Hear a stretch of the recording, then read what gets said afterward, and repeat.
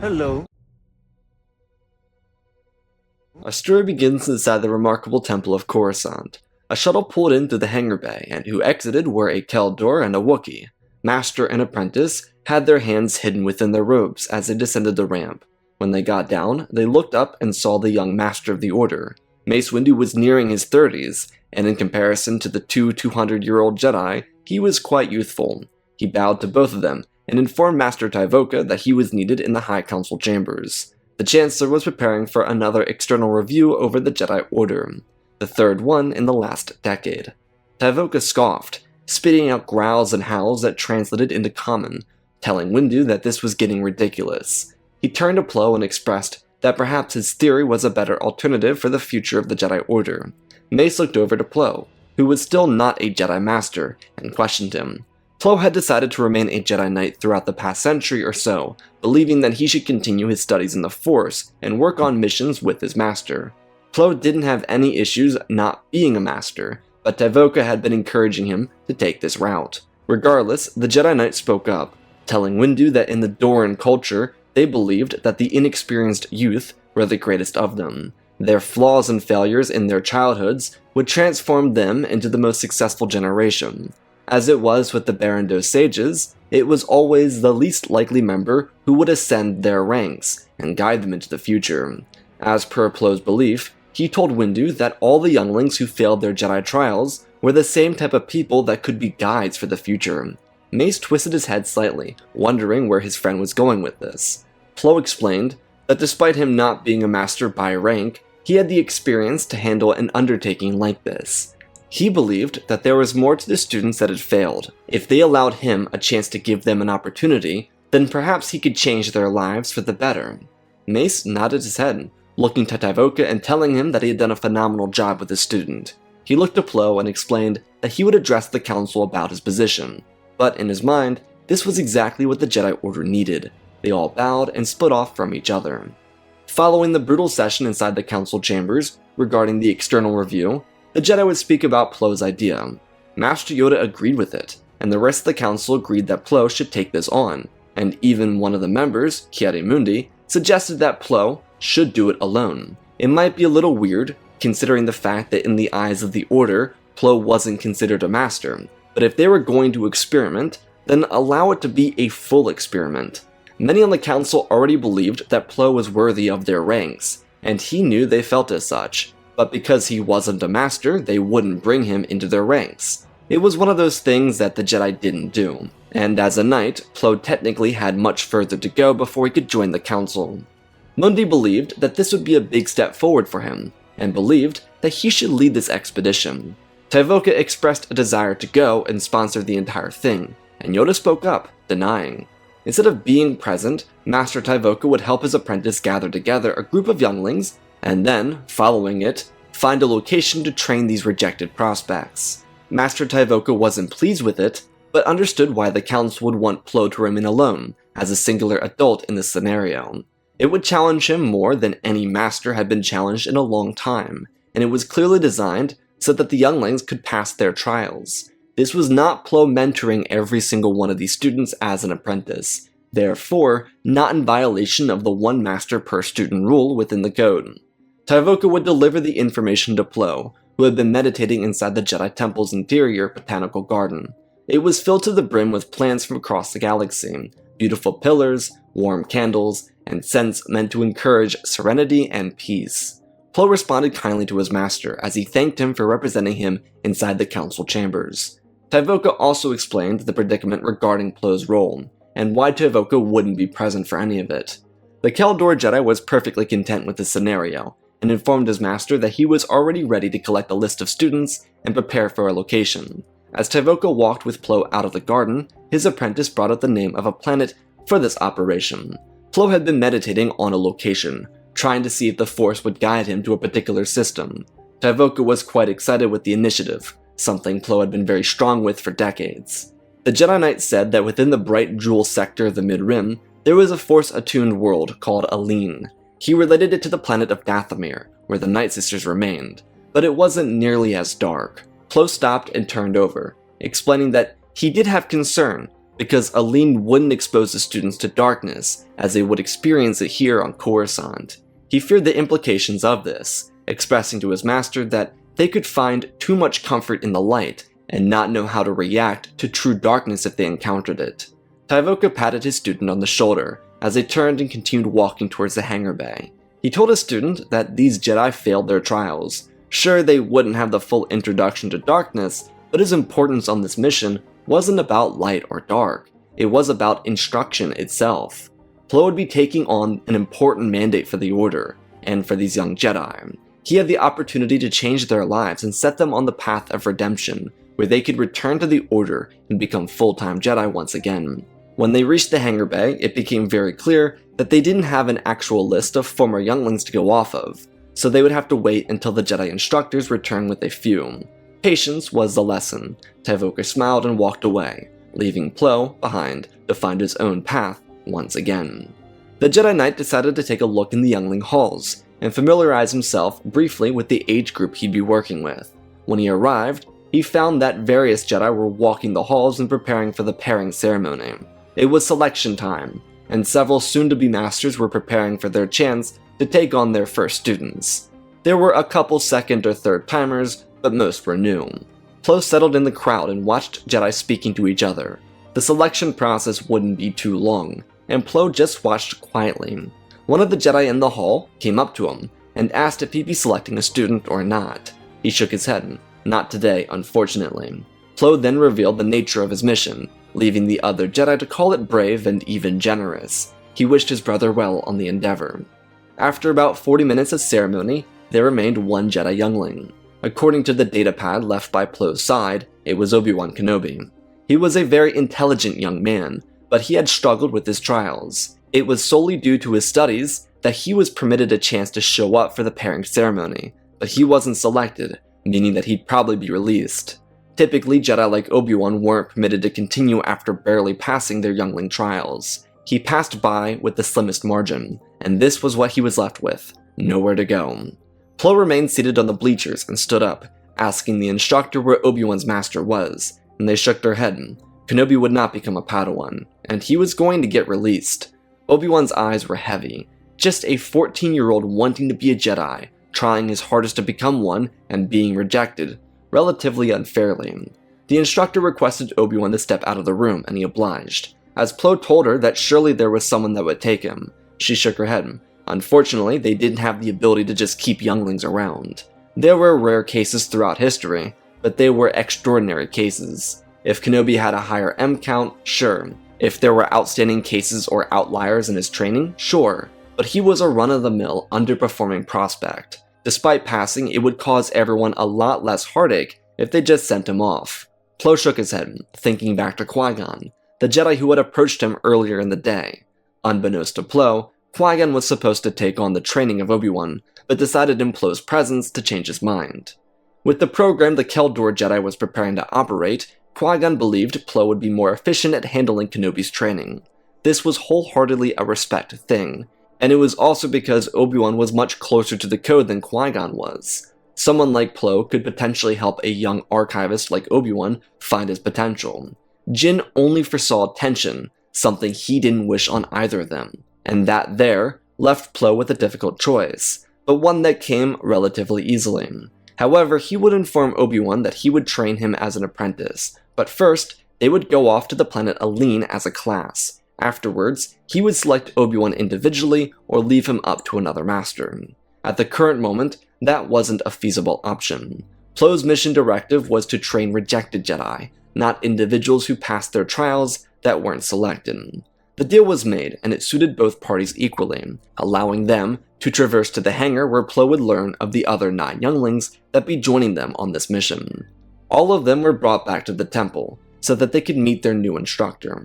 Plo was given supplies, holocrons for the youngling trials, instruction books, and several other tools, as well as a retrofitted T6 shuttle, meant to carry 10 or so students at a time. It would be everything he needed, and the next case was the introductions. The first of the batch was a Skrilling male, who had failed his trials earlier than most. His name was Dror.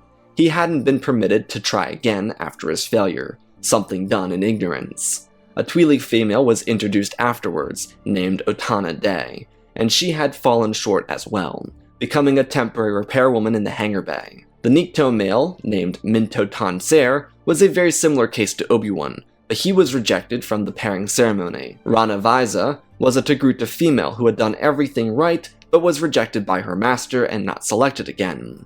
Alakel Dovabai and another human in her class, Isakal Kitmar, had both failed. Alakel remained true to the Jedi way, and remained kind and compassionate, while Isakal had gotten into several street fights and even gotten a nasty scar across his face from picking on the wrong person. One of the few remaining members was Nusk Jehesk, a Trandoshan who raged through his trials, succeeding but being rejected for his temperament.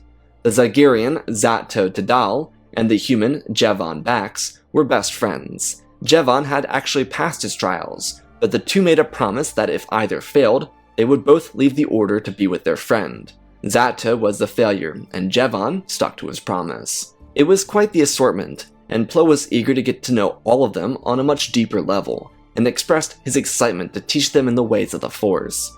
For each of these former Jedi, they didn't feel betrayed by the Order. All of them, aside from Issakel, held such beliefs, but they all, collectively, appreciated the Jedi for giving them a second chance. All of them knew who Plo was, despite him not being a member of the High Council. Plo's family was very popular within the temple, not to mention the family, but the Dorn were especially praised inside these hallowed halls.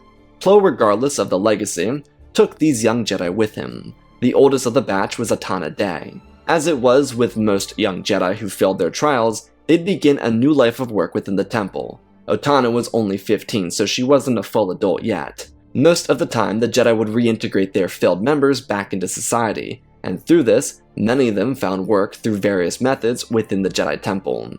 Otana found her path in the temple, because she liked repairing things and the hangar always needed maintenance people. Regardless, the group of 12 got into the T6 and departed for Aleen. Master Tyvoka would follow along in his customized Delta 7 Jedi Starfighter. He wouldn't stay for too long, because the Council had assigned him a mission on Felucia, with temperamental tribes that opposed each other. When the ships landed at Aleen, Plo and Tyvoka would scan the area and set up a small camp, with the younglings following their directives with precision. Issakel was a bit more hard to direct because he played the rebel for his own amusement, which didn't please Tyvoka, but the Wookiee Jedi Master showed patience, because this was Plo's camp. He didn't need to make anything more challenging for his former student. The camp they set up wasn't too large. It just had a fire pit and some turned over stones for seats. There wasn't really much to do except for make sure the camp was safe for everyone involved. Once they cleared everything up, Tyvoka wished his student well and abandoned the planet. Plo turned back and looked to each of the boys and girls, calling them all by name and asking that they line up in front of him. All the former Jedi got into a formation and bowed before their master, as per tradition inside the Coruscant temple. Of course, Issakel refused to follow in line with the bow. Plo didn't even acknowledge it because the youngling was trying to get attention for going against the current. Plo told the children to take the day for themselves and explore the local environment. It was a free world, and they were here to rejoice in its gifts. They understood to be respectful of the life present here, so he wouldn't run them through the same drill they already knew. All of them ran off, aside from Obi Wan, who wished to speak with Plo. He was concerned about his position after all was said and done. Plo warmly assured the boy that this operation was to ensure every youngling left with the proper training and found a master. But Plo promised to have considered their own dynamic by the end of this training. Obi-Wan smiled and walked off to find his peers. The following day would come after the fun and excitement of the new world came to a conclusion. Plo started with a very basic meditation journey. It wasn't an in-place meditation, because the students had all this vibrant energy, something that needed to be worn out of them. Due to the knight finding his groove with these students, he needed to find a way to properly match their energy, and a long walk in the beginning of the day was what he came to find as necessary. It required each of them to focus on harmonizing, while following their instructor on a forest expedition. These guided meditations were very easy for each of these individuals to fall in line with.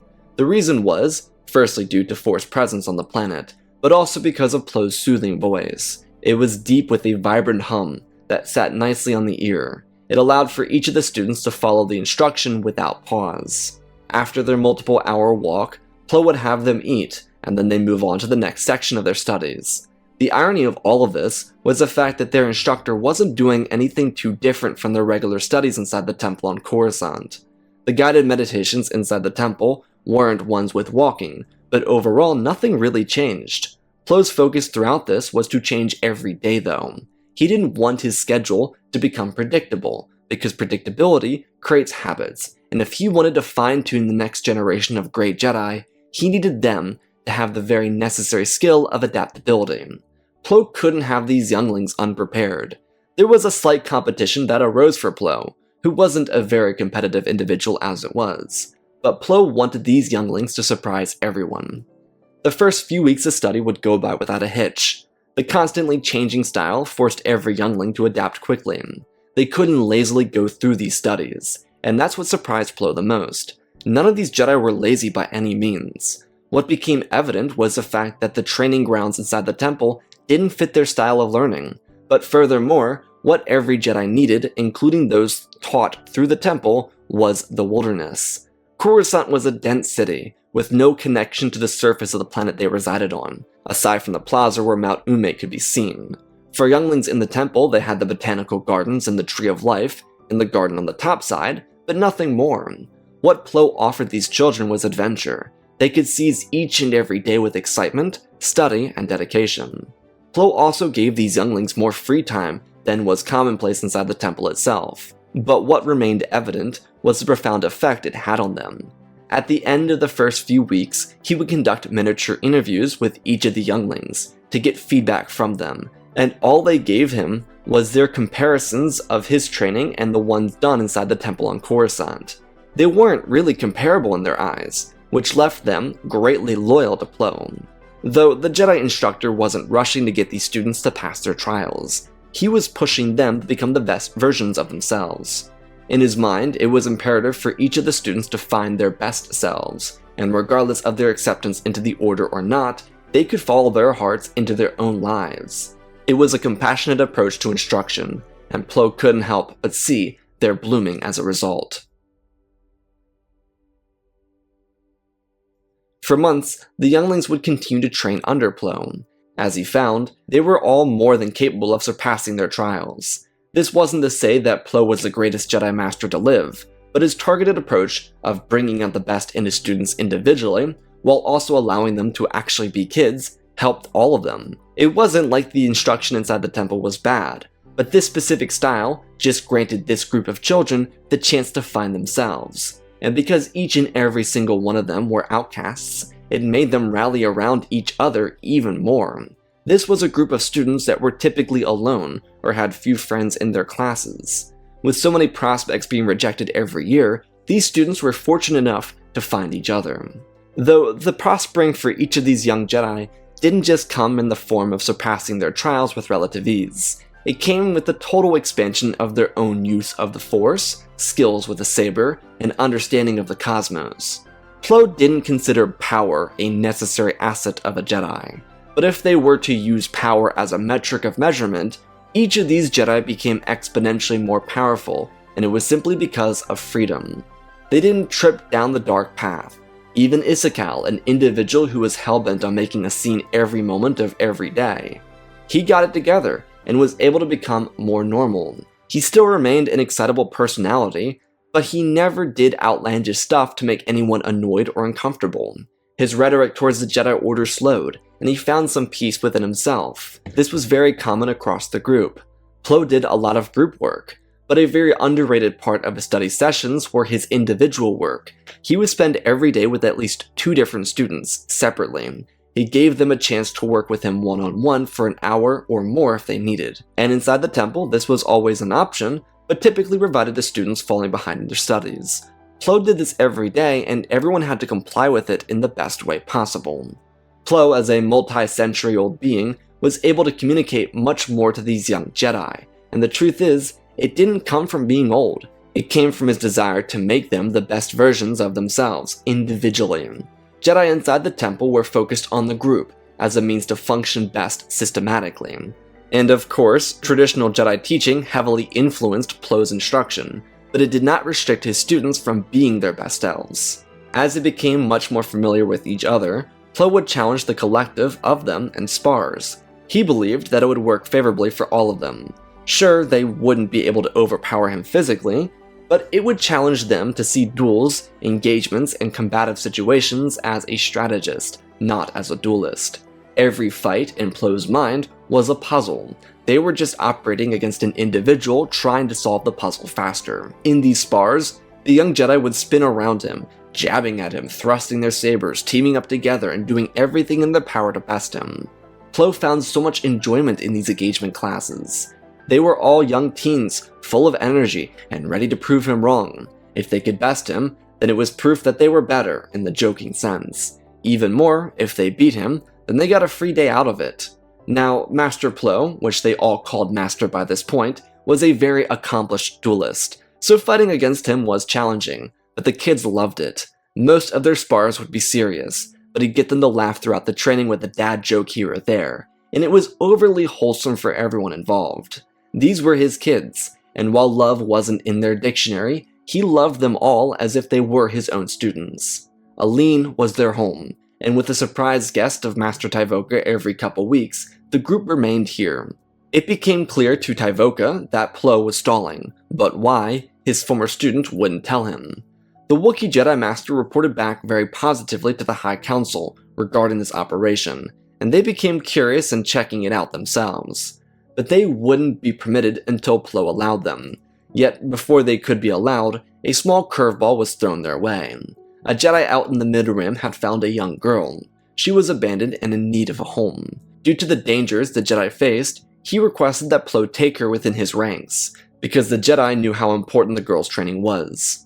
The Kel Dor instructor welcomed Saj Ventress into their ranks with open arms, and as he did, the rest of the class followed in perfect synchronization. They aspired to be like Master Plo, and in such aspiration, they remained completely determined to be like him in spirit, talent, and mindset. Outside of the pleasantries on Aleen, a communication was finished between a pirate king and a Jedi hunter, or as the rest of the galaxy knew him, Hego Damask II. The Jedi hunter was informed by the pirate king that there were a bundle of Jedi operating out of secrecy in the Bright Jewel sector. These were younglings and a Kel Dor Jedi Master, and they were about to loot them, but remembered the fine deal created between the hunter and themselves. Plagueis kindly thanked them for considering him in their great pursuit of wealth. He promised them a chance to collect off of his decision going forward. The Sith Lord wasn't looking for Jedi prospects to become Sith students or assassins. He was looking to harvest bodies for Sith experiments. Sidious and himself had struggled immensely with figuring out where these Jedi failures went. The Order had a long list of precautions to take to avoid unnecessary drama. Students who failed to succeed inside the Order were released with freedom of the burden of being former Jedi. Individuals responsible for each releasing did an extraordinary job at hiding identities. This precaution wasn't due to fear of the Sith, but for the simplicity of keeping things quiet. The public didn't need to know how many prospects were rejected annually, so they covered it up. Plagueis was very interested in this, and due to Palpatine only serving as senator, he was willing to give his student a chance to capture some rejects. It was clear that this sect of the Order was working in either secrecy or in abandonment of the Jedi Order. Neither Sith believed the Jedi were caring enough to actually raise their struggling members. Sidious was instructed to spend 2 weeks on Aleen, steal one child or two, and return to Coruscant with them. If he could get away with killing the Master Jedi and capturing each of them, then he was permitted to do so. Sidious would leave towards the Mid-Rim immediately following this discussion. On Aleen, Plo was sparring with the students. He dipped under Rana's strike, avoided Minto, before shoving the towering drawer backwards. Plo dragged his saber through the air and collided with Obi Wan, and caught Issachel's strike with his free hand. He pushed both Jedi away from him, and turned back to defend Jevron and Zoto, but they trapped him. Alakel and Nusk used the Force on him, knocking him backwards where Atana was able to disarm him. It was a very intelligent strategy, and the kids quickly swarmed him, helping him off the ground as they continued another guided meditation afterwards. Plo was very proud of his class, and he prepared to deliver them to the temple. First, though, he had his final session of the day. It was with a student he had grown especially close to. Obi Wan was a star of this group, and further proved Plo's point. There were plenty of late bloomers inside the Jedi Order, many of which didn't get to prosper because they were kicked out. Obi Wan may have been the finest example of Jedi who started out slow and found himself later on. The thing is, all of these younglings were operating within the range of their full potential at this age, so they were comparable to most Jedi Knights in their mid-20s. Didn't mean they were ready for a fight with Plagueis, just meant that they were talented beyond their years. Obi-Wan epitomized these attributes. He and Plo connected really well, but Plo was able to bring out the best in Obi-Wan because he didn't fundamentally challenge Obi-Wan's core beliefs. Not that Plo didn't push Kenobi, he certainly did, but it was different when it came to Obi-Wan's faith. He was a true Jedi through and through. Someone like Qui Gon, the maverick, would have taken him numerous steps forward, but also pushed him a couple steps back.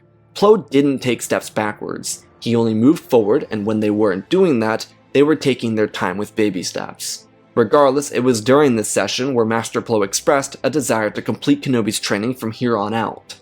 If they could work together throughout going forward, then he'd be honored to train Obi-Wan. Kenobi's smile could have lit the sun Aline orbited. They took a moment to enjoy it, because it meant a lot to Obi-Wan. Plo believed that Kenobi would be the best of the Jedi someday, and it was his wish to see it through completion. When their meeting was finished, they would return to the rest of the students. They'd be briefed by the Council soon, and they didn't know it. Before the members of the Jedi Council arrived at Aline, Master Tyvoka landed his Delta 7 starfighter. He greeted the children and Master Plo, believing that his former student was soon to become a Jedi Master, by rank, within the halls of the temple. Plo was honored, but he hadn't even trained an apprentice. Tyvoka knew, but sometimes individuals with extraordinary feats received such praise from the likes of the council. As Tyvoka started to walk past Plo, he stopped and sniffed the air. Something had changed. The force on Aline was darker. Plo nodded, expressing that according to the locals, the seasonal changes on the planet encouraged the force to react differently. However, Plo, like Tyvoka, didn't believe this darkness was natural to Aline.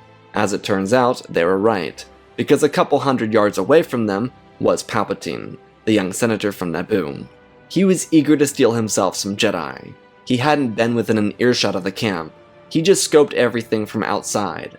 Being that this was the end of the day and free time for the younglings, they were out playing in the forest. Sidious slowly moved towards the camp, keeping an eye peeled for the Jedi instructor, but seeing no sign of him. Within several minutes, Palpatine would be confronted by a youngling.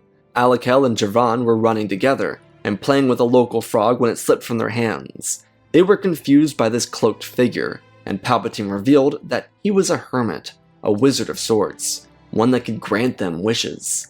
Javan was semi-interested, but told Alakel that they needed to leave. She grabbed her lightsaber and asked which wishes he could grant, and Palpatine smirked. Inside the camp, Plo tapped his wrist, calling for all students to return. The button his wrist activated was a buzz on each of the communication devices for the younglings. It was a little vibration on their wrist that would alert them. The only reason he used a buzz was because they liked to pretend they didn't hear the sound. When they returned, everyone noticed that Alakel and Javan were missing. Plo told the children to lock themselves away inside the shuttle. They were going to prepare an emergency exercise. No one knew Tyvoka was here, because he had already vanished into the forested area. The Jedi Master scanned the perimeter for this dark presence, assuming it to be pirates, but then he found the younglings. The Wookiee Jedi Master swung from above, meaning that the cloaked Palpatine couldn't see the Jedi. He could feel him, but he didn't know where he was. Not to mention, the Sith apprentice believed that Tyvoka was Plo, which he wasn't concerned with fighting Plo. The only Jedi that the Sith really knew about were counselors. Everyone else wasn't on their list. Therefore, Plo wasn't on their list.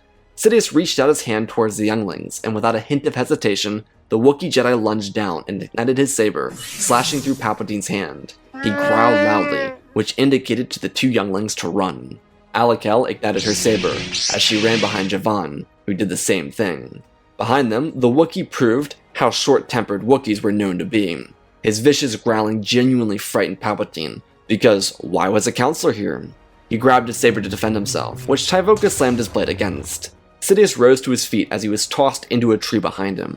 He rolled around it and watched Tyvoka slice down. The howls coming from the Wookiee indicated one reality, that trouble was present. Their sabers collided, as Sidious stumbled through the forest. He was much faster than the Wookiee, but the Jedi overpowered him. He was also very mentally out of place, because he was surprise attacked. Jedi weren't known at all for such aggression. He also wouldn't have attempted to do this if he knew the Wookiee was here. The closer they got to Palpatine's vessel, the more he realized he would never escape. His retreating lightsaber duel could only buy him so much more time.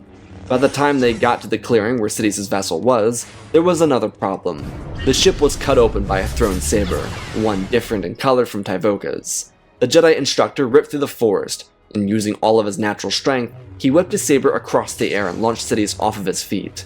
Palpatine rolled across the ground and got back to his feet, where he realized he needed to kill everyone here if he wanted to survive. He couldn't retreat to his master anymore. Their weapons collided. Sidious ducked under Tyvoka, as Plo, who was much more speedy, countered. The Wookiee moved slower, but his strength was remarkable. The two combatants smashed their sabers down on Sidious's one blade. He held well, tossing it between yellow and blue, but stumbling every time he got a chance to take advantage. Just as he got close to Plo, the Jedi instructor threw his hand up and gripped Palpatine's stub. Tyvoka then rolled around Palpatine, dragging his saber down across Palpatine's torso and completely removing his forearm, before wrapping his open arm around Palpatine's stomach and pulling backwards, breaking a spinal cord and ribs into several pieces. The Wookiee Jedi threw Sidious to the ground and growled fiercely. He then told his student to investigate the vessel. Plo wouldn't find any useful information. The Sith were once again an illusion, but Palpatine's capture would award the Council with knowledge of the return of the Sith.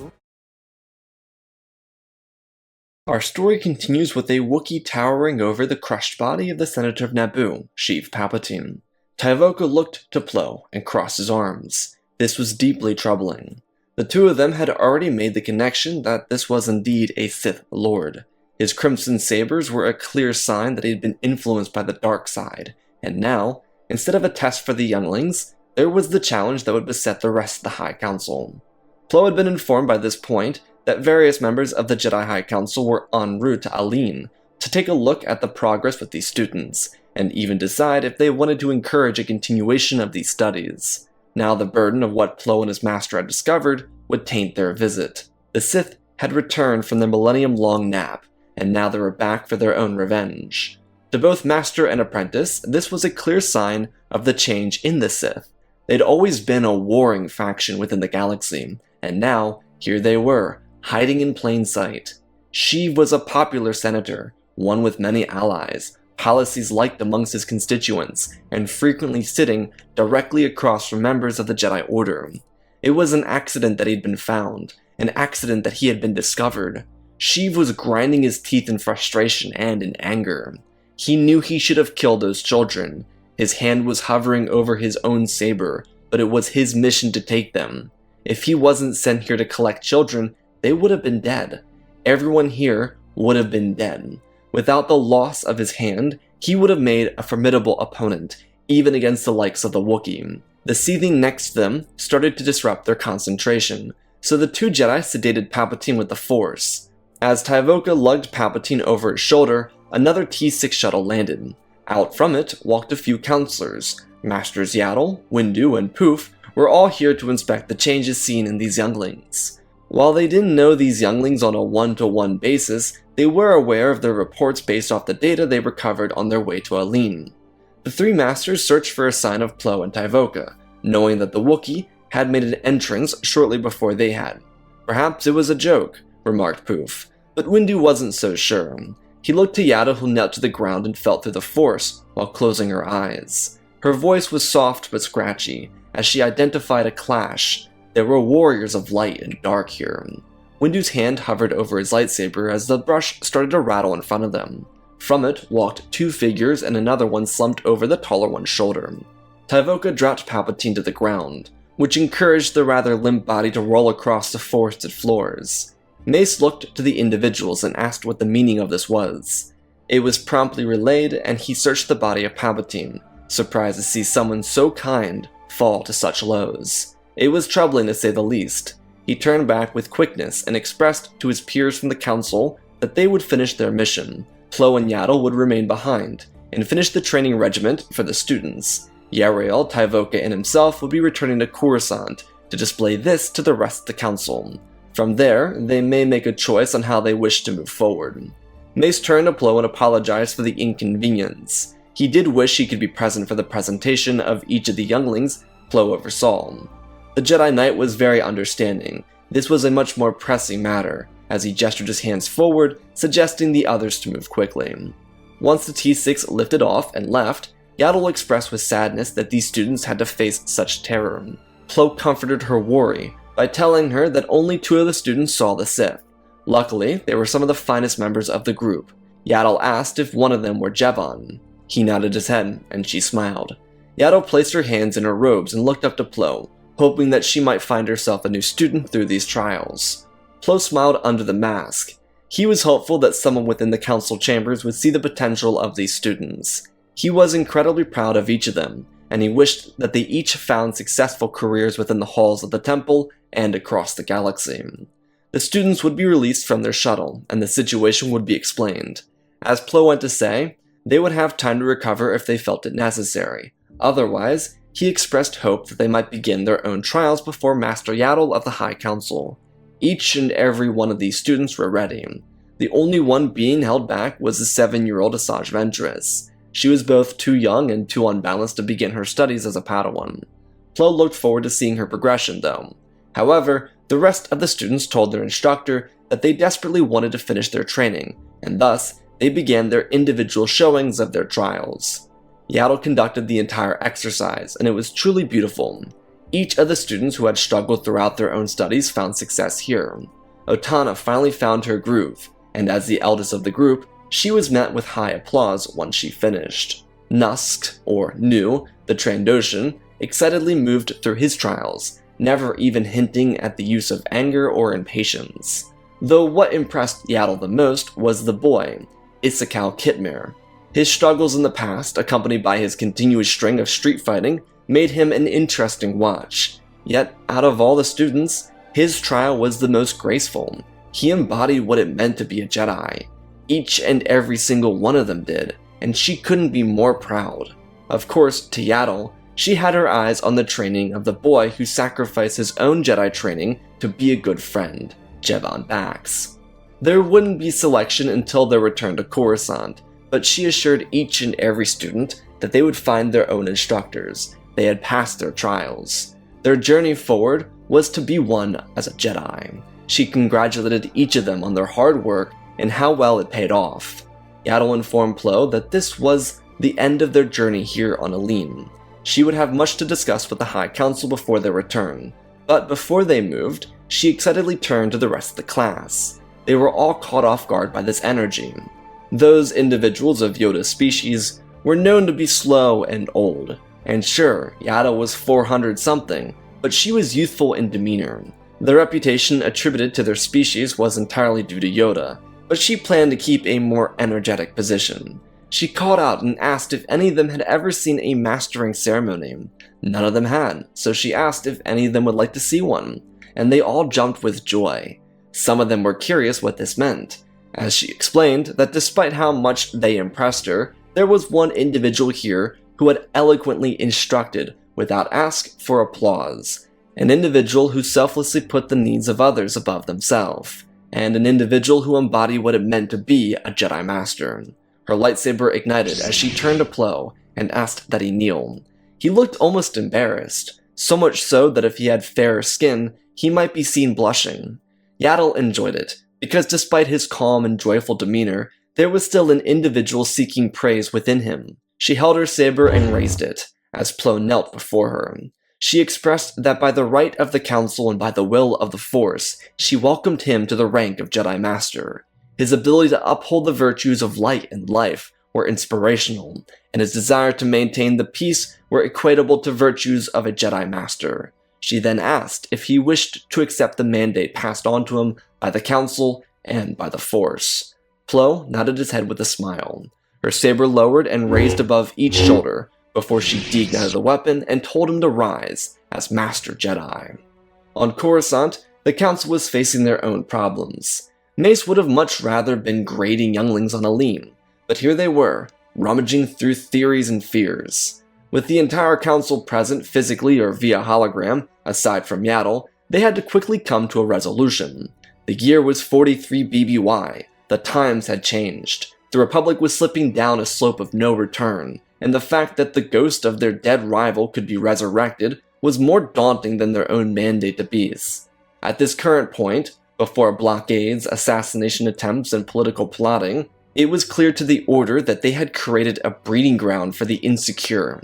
In their minds, the Sith were insecure. They were lusting for power because nothing they had could ever amount to anything more. With a council full of fresh voices, ones that hadn't been replaced, there was genuine hope for reform, but it needed to come quickly.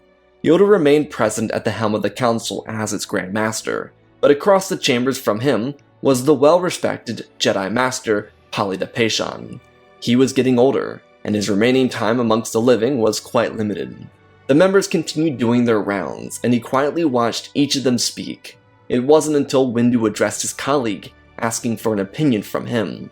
Pali looked to his peer by his right, Master Tera Sinube, and then to his peer on his left, Master Jor Aerith. He then suggested that this rise in unholy activity was further proof that their order had neglected obvious trends in the galactic market. It was present everywhere, and the Jedi were actively thrashing those who trusted them with rejection.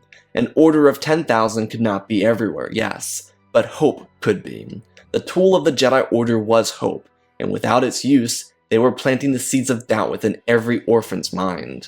Master Depation stopped and caught his breath, raising a hand to his chest and breathing, before speaking once more.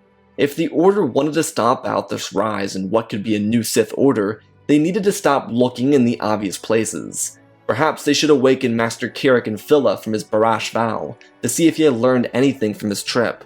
From his left, the Miralan Jedi, Jor Aerith, spoke up. She rebuked this. They could not disrupt the vow, it was forbidden.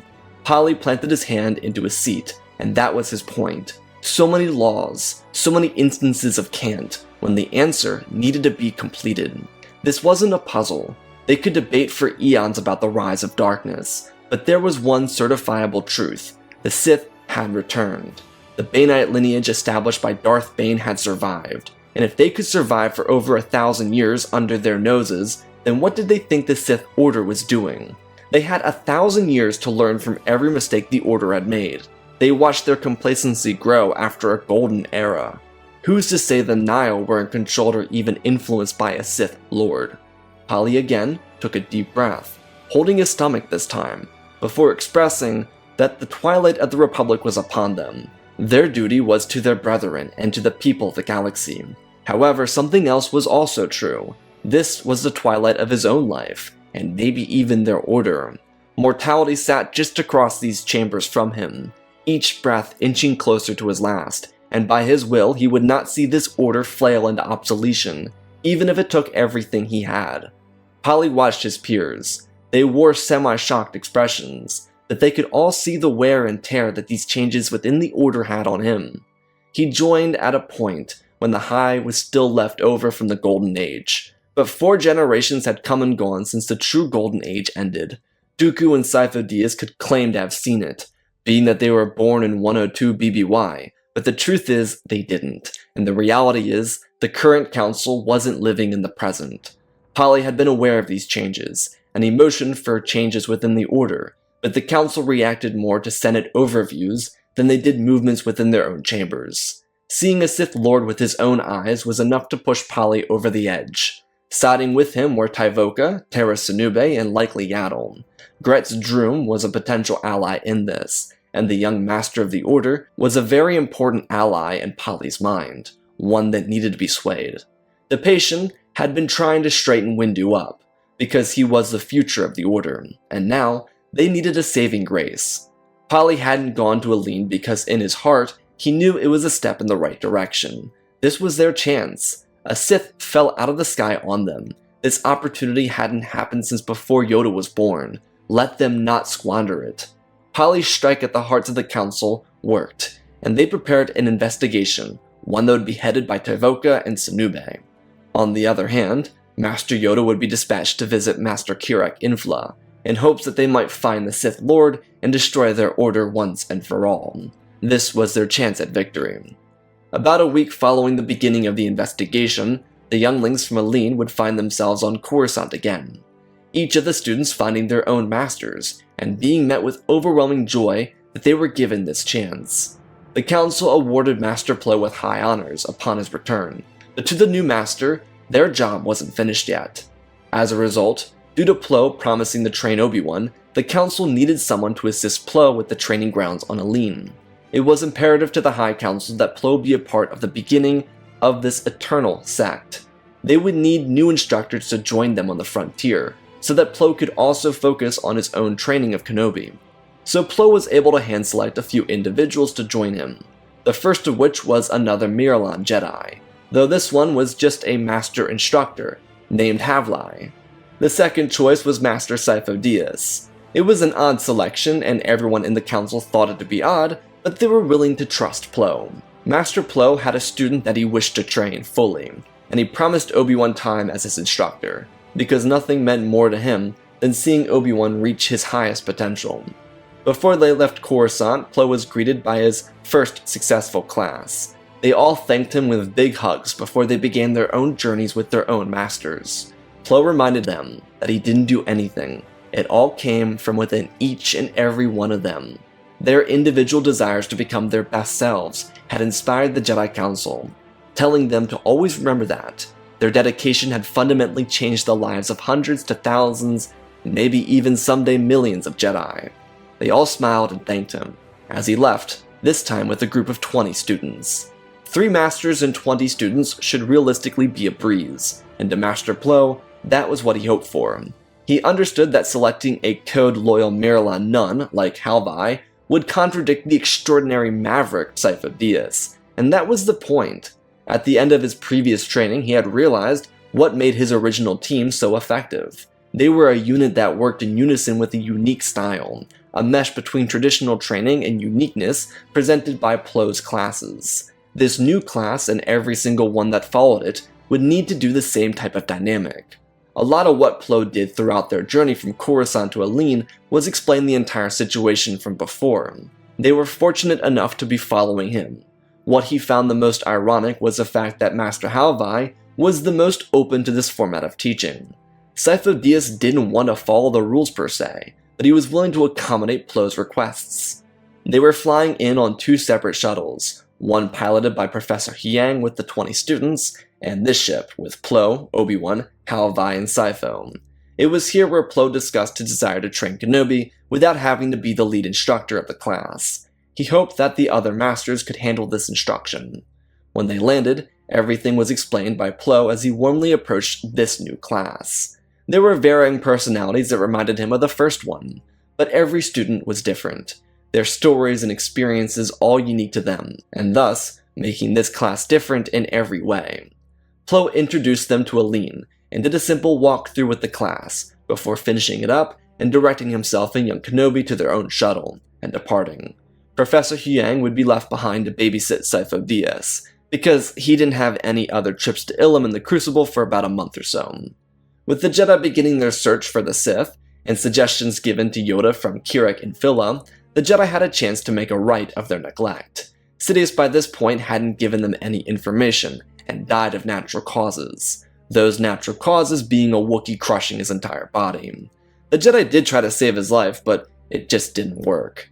However, the Dark Lord of the Sith, without his prized apprentice, was angrily moving through his abode on Coruscant. He was drinking every ounce of booze he had in his cabinets, which was a lot, considering he kept refilling these cabinets every other day. Plagueis the Wise was distraught.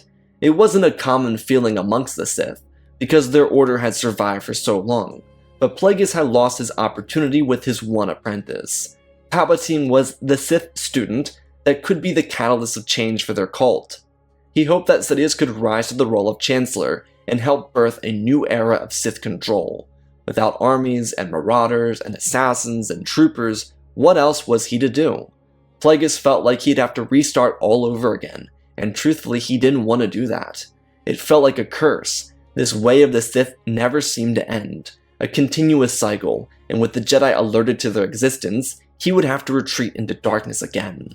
The worst part for Plagueis was the blame he put on himself. It was his mission, and he believed he could have finished the Jedi himself.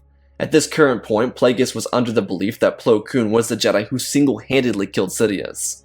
He didn't know that Palpatine was surprise attacked by a powerful Wookiee warrior, before being finished off by his equally impressive student.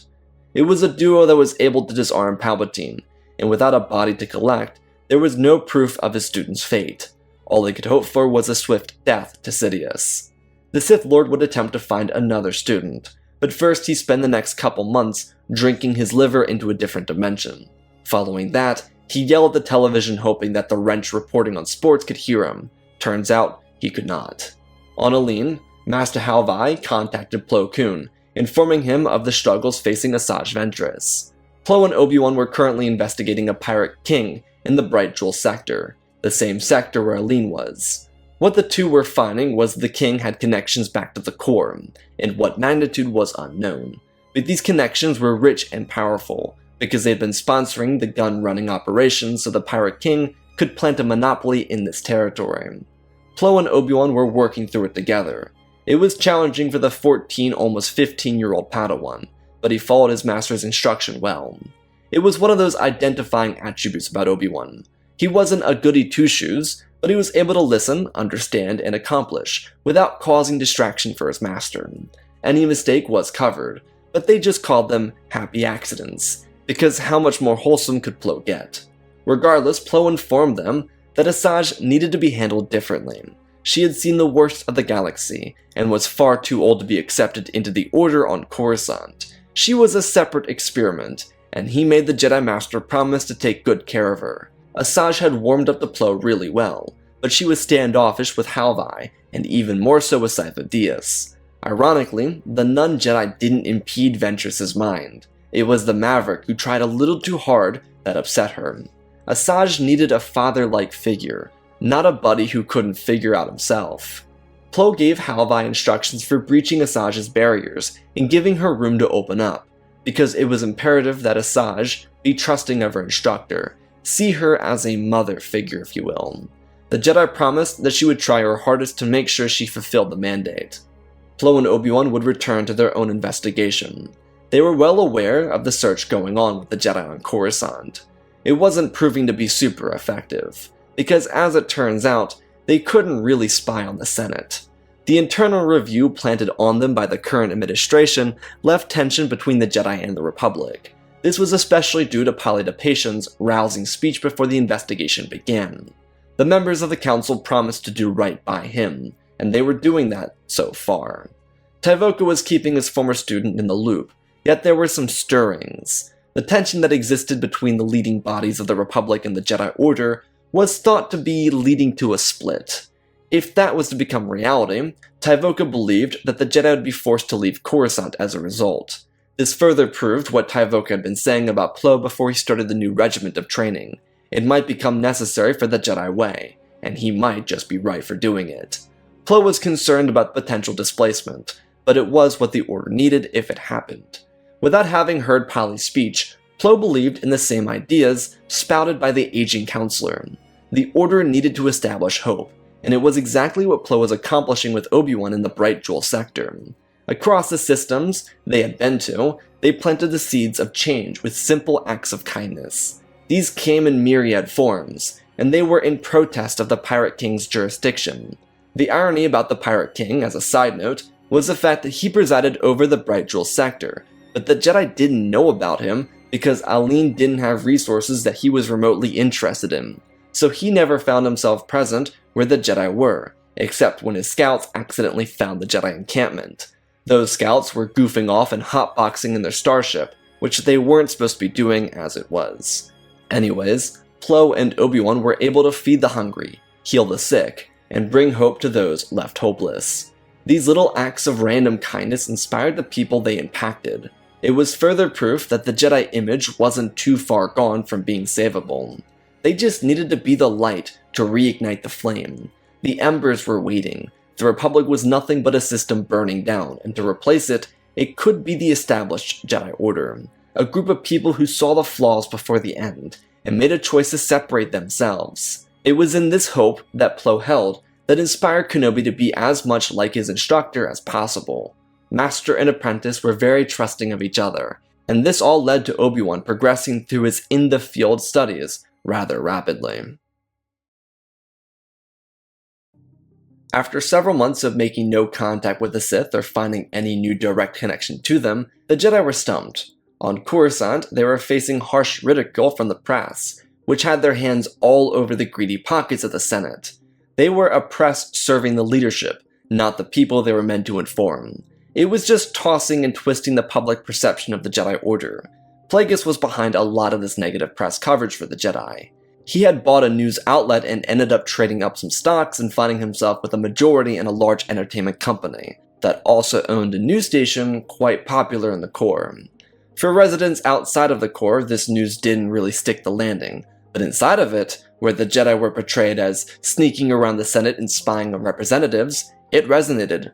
The Order didn't really try to defend itself, because they were doing what was said about them. But the way the news manipulated the rationale behind their actions were the real daggers. The Jedi were some corporate demagogues attempting to get more credits from the Republic, which is why they were spying on senators.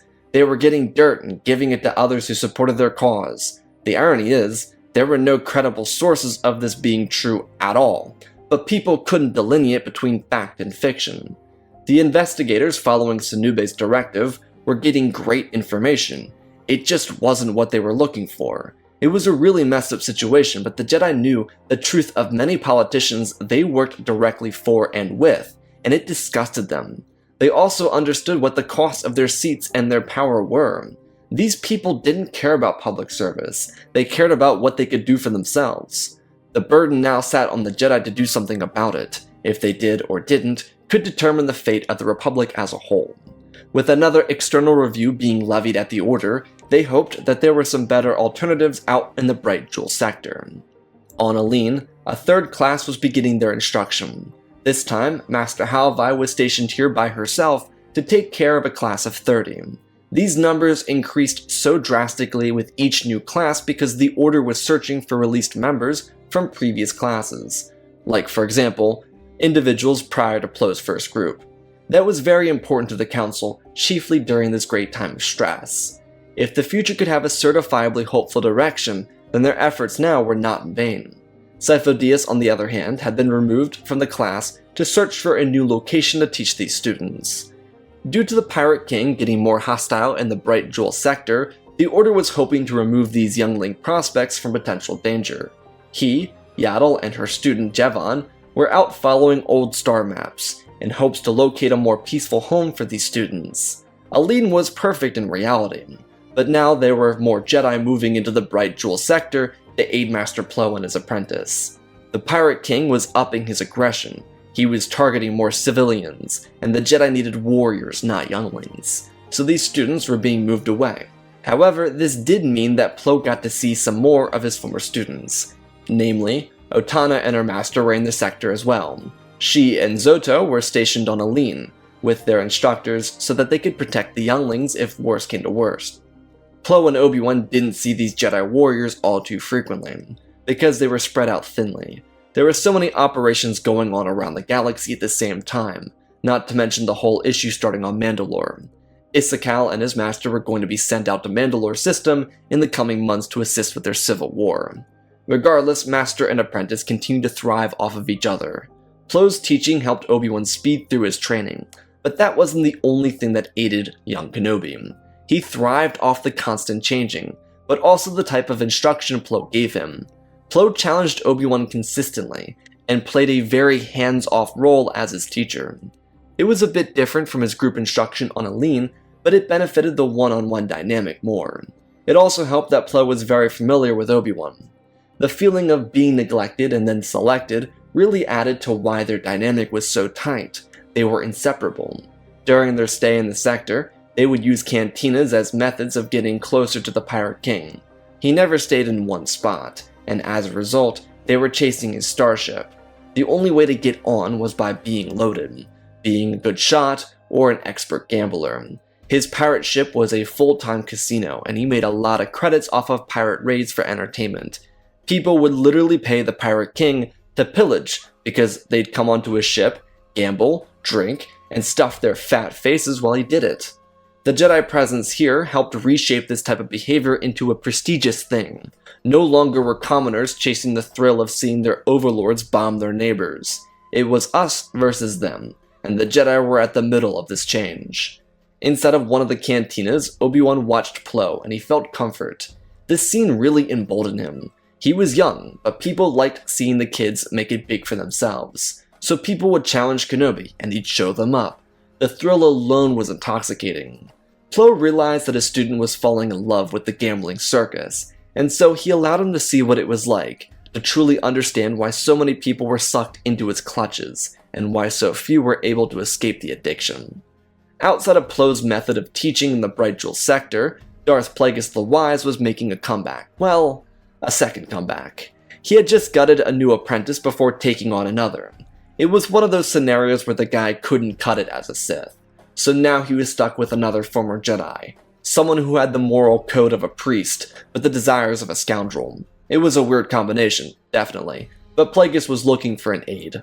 The thing with Palpatine was his political usefulness. Plagueis hadn't come up with a plan for the Clone War, so he was feeling lost. The drinking splurge didn't help, obviously, but he was still trying to play catch-up with himself. His hope was to adopt a group of Sith acolytes or Inquisitors and use them as a group, in a way mimicking Plo Koon's little academy on Aleen.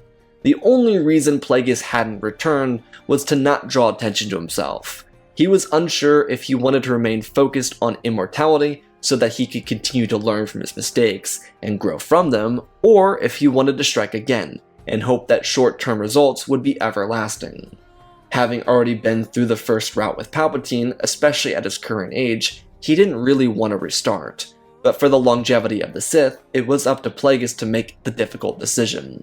Find a cure to the Jedi problem or face extinction himself. These were enticing choices all around for the Sith Lord, the last of his kind. On the outer edge of the galaxy, 3 Jedi landed on a small grassy platform outside of a million steps leading up the side of a mountainous island. Jevon popped Yaddle onto his shoulders and started racing up the side of the rocks. There were stairs planted here eons before, and now, the ancient home of the Jedi was left to the elements and the caretakers. As it became known to Yaddle, Sifo-Dyas, and Jevon, they had arrived at Ach-To, the birthplace of harmony and light. The Jedi Order was born here, and they could rebirth a new sect of it right here. They searched the premises to see if they might be able to find home here. This did include Yaddle's discussion with the caretakers, as Jevon and Sifo did a walk-around. They were able to see that they could bring 20 to 40 students and plant them across the upper half of the island, but they would need to build themselves small abodes. No starfighter could land this high, and despite one of the neighboring islands looking semi-hospitable, Yaddle believed it'd be best if they trained here, on the Temple Island.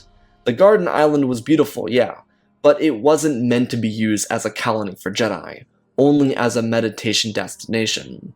Though for Yaddle, this confirmed that the Jedi could be removed from the Bright Jewel sector before they themselves faced extinction at the hands of the Pirate King.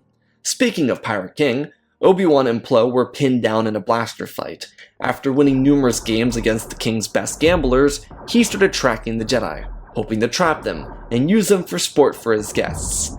Instead, he launched an attack at one of his own cantinas. Some of the local inhabitants stood with the Jedi and fought with them.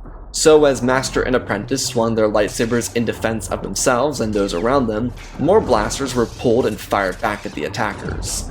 This wasn't the only assault. Across the sector, several other duos or trios of Jedi were attacked. Luckily for Master Halvi, she and the students on Aleen were safe from that attack. Sabers met Blaster, and Blaster shot returned to its user. The skirmish alerted the town, and with more enemies approaching, Obi-Wan was instructed to take the initiative. Plo's hands-on instruction was at it again, as the eager apprentice leapt in action. He launched a table through the cantina, wiping out a couple pirates, and got in front of a couple other gunners, defending the Jedi. He told them to get behind the bar and protect anyone not participating. They followed his command as he protected them. Plo joined his student as they pressed an offensive. The pirates funneled through the main entrance, and Kenobi leapt forward, swinging down, ducking away from a punch to his face, and then shoulder-checking another.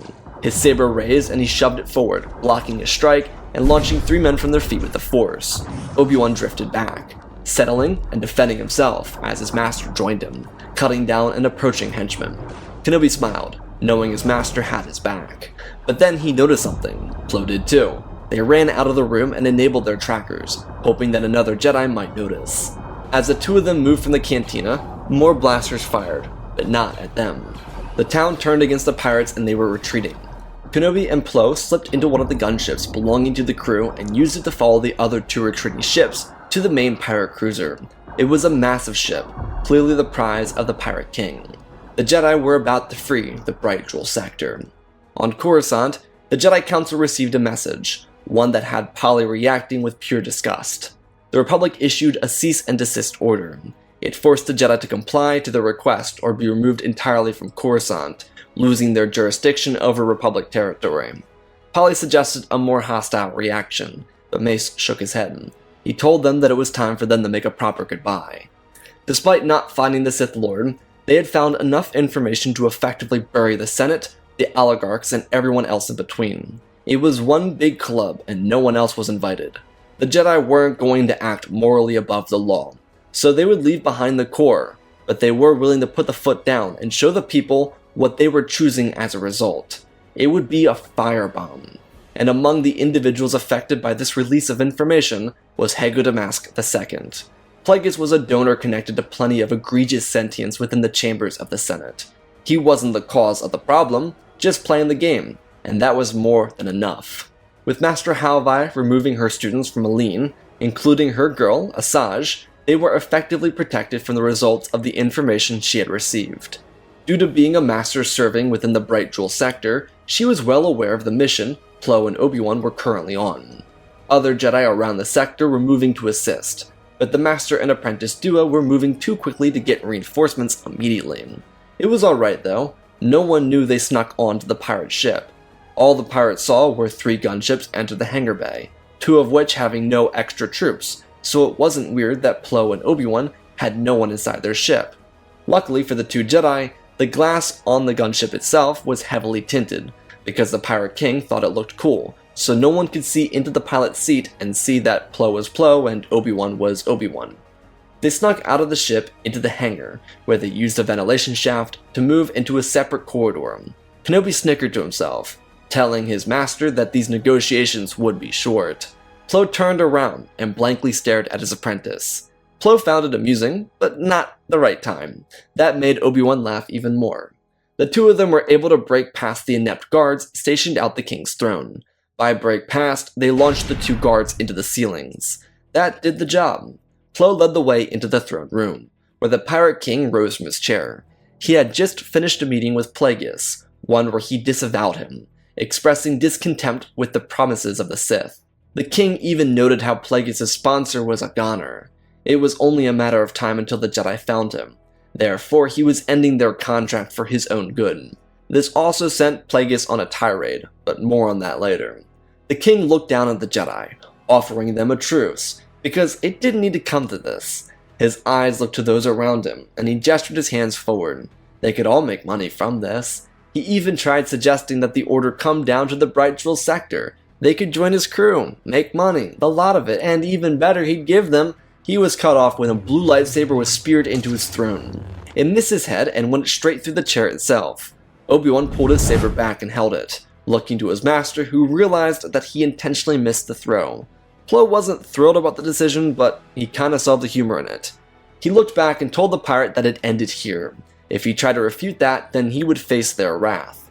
So the pirate yelled out some sort of alien statement, and everyone in the room raised their weapons. The Jedi were outnumbered, and they didn't have the sabers to defend themselves. Plo nudged his student and slid his own saber into Obi-Wan's hand, telling the Pirate King that this was his final chance to stand down. The king yelled again, signifying the end of the Jedi. Blaster fire erupted across the chambers and Obi-Wan moved straight into defense, while Plo raised his hands. Blaster fire around the chambers continued to flood towards them, but then it all stopped. It continued to build, like a shield generator around a starcruiser. The Jedi Master held his hands out and closed his eyes, focusing in on the Force and telling Obi-Wan to be ready. Blaster shots continued to fly, and the king realized what was happening, but it was too late. Plo flung the blaster shots out, and was clipped unluckily by an incoming blast. Luckily though, it hit his shoulder, but everyone else within the chamber was clobbered or killed by the vast array of firepower thrown back at them.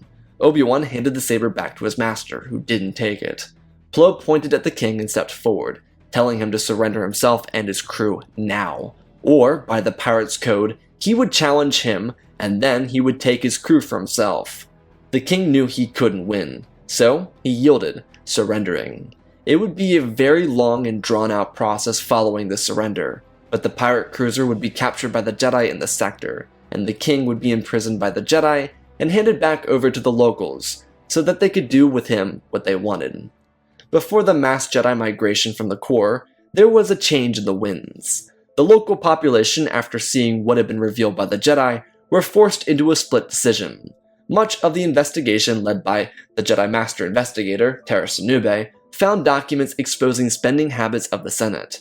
The Chancellor's annually proposed budget was much different than the one he showed to the public. Much of what the Chancellor did was a continuous lie, and therefore the senators who fell in line were no different. The Jedi were looking for a Sith, but now they were being propped up as heroes of the era for exposing these lies. It would transform into an elongated back and forth between the media, the populace, and the Senate for the next several months, but it wouldn't ever result in a reinstated trust in the government. The Jedi weren't regarded with much love, but they were respected for exposing the truth. It was kind of funny for the Order, because their mission was a failure in their eyes, but they were being praised for remaining the one incorruptible entity within the Republic. It would greatly please Master Depation, who would step down from the High Council in the coming months to year, due to becoming too old to serve. Yet, in stepping down, he would feel hopeful about a future he would not come to see.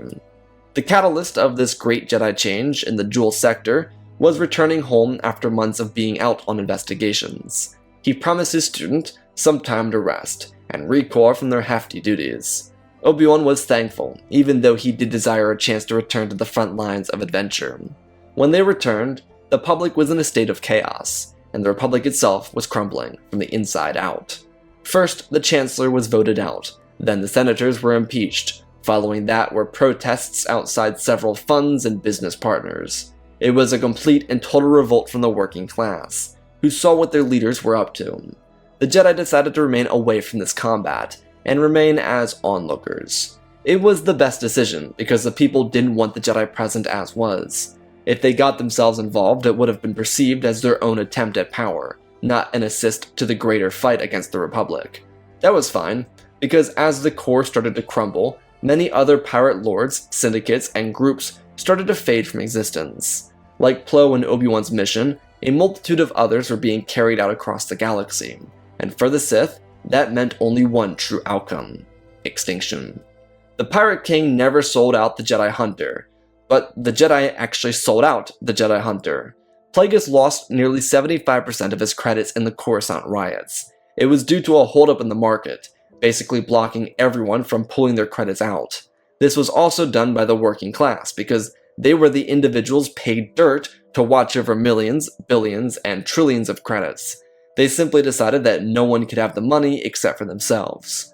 That would lead to a whole other array of issues, but Plagueis, specifically, lost out on what he called his own. Much of his remaining profit stood in billings that were burned down, so no good there. Plagueis was left with a shady student, one who got him drunk when he was trying to blow off some steam, and the student still lost. So now, a very broken Plagueis with a devastating physical wound limped around with the least amount of money he'd ever had, left drinking on a dream. People came to Coruscant in the hopes to make it big. Hego Damask was basically given it from birth, but now he was no different than any other freeloader. His attempts at rebuilding the Sith would fall flat. Some may consider it bad luck, others would call it fate, but once Sidious was defeated, his hope for a successful future slipped away from him. With every act the Jedi made, the further he fell from his wealth and influence. He still had the Sith rituals and his alchemy, but that would never stop the Jedi. His continuous problem was a lack of Sith prospects, and this was entirely due to the Academy on Ach-To. As the years rolled by, the original class that Plo trained became instructors on Ach-To. Not all of them would stay for long, but they felt it was their duty to teach the next generation, as Plo had taught them. Obi Wan would find himself on Ach-To a couple of times, but never really staying for a long while. When he became a knight, he joined up with Master Windu on missions to the Outer Rim, where they exposed slave rings. With the Republic constantly changing, there was hope for an Outer Rim expansion, but at the current moment it was headed by the Jedi Order. Master Plo would find himself on the High Council, after having saved the Order from itself, but he never attributed that to himself. Rather, it was a collective will of the Order. With new generations of rejected students becoming true Jedi, the Order grew exponentially, and in such growth, there was influence becoming more widespread. Plagueis' alchemy never influenced the Force to create life, as a response, and therefore, he continued to meddle until he eventually lost his life in a drunk stupor. In the absence of the Sith, the Jedi were able to clean up their act and turn a breeding ground of darkness into a land filled with hope for a future that was completely controlled by the Jedi Order. And that, my friends, is part 2 of 2. Special thanks to the patrons for supporting the channel. Smash that like button. Let's talk about this story.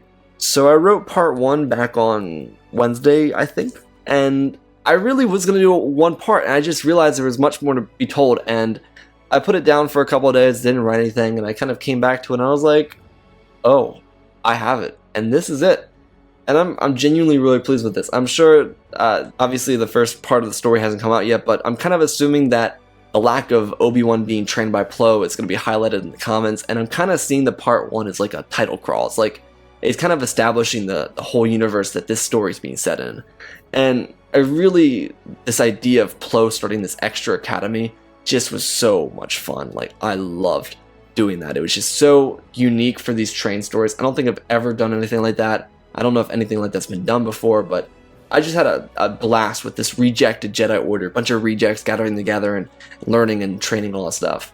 There was a big back and forth for me when I finished part 1, was whether I wanted Plagueis or the Pirate King to be the main villain. Both of them are kind of background characters in the first part, and I came into this one, I was like, what if Plagueis just like completely lost it? Like, Palpatine was his only hope, he completely loses it. It's not super in character for him, but like, what if he just like started going like a booze trail and just going crazy with it, and then kind of like losing his motivation and then like losing all of his assets? That was kind of like the direction I wanted to go, because having a Pirate King as the enemy just, I don't know, seemed different. It seemed like a cool way to go about things here. So I hope you all enjoy the story. I love you all, spread the love, and always remember, my friends, may the Force be with you.